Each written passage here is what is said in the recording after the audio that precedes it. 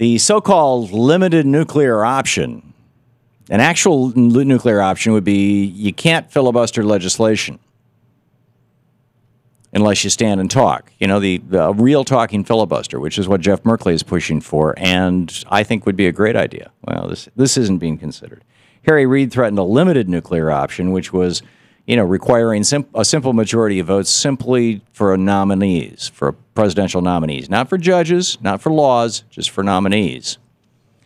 And the Republicans said, okay, we'll tell you what, we'll give you that if the president withdraws 2 of his NLRB nominations and organized labor has some say in nominating 2 others, and then we'll approve that. So basically, the Constitution says that the president gets to appoint these people. And the Republicans said, okay, we'll go along with this if you just ignore what the Constitution says and if the president kind of, you know, self-emasculates. Now, the White House hasn't weighed in on this, but presumably they're going to go along with this.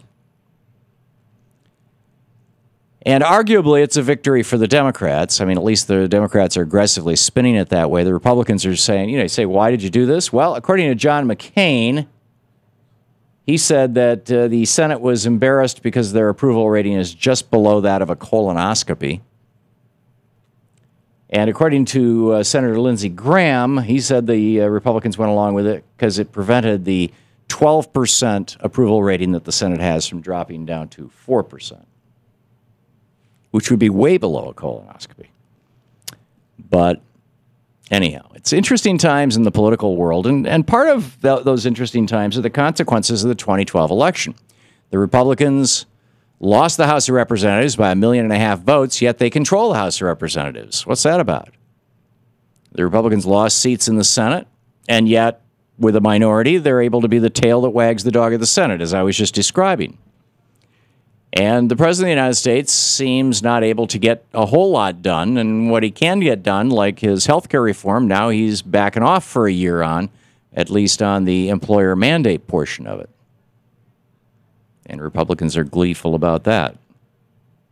Which is not to say he hasn't gotten a lot of good stuff done, but it sure seems like the Republicans don't back down, and the Republicans and the Democrats do more often than not.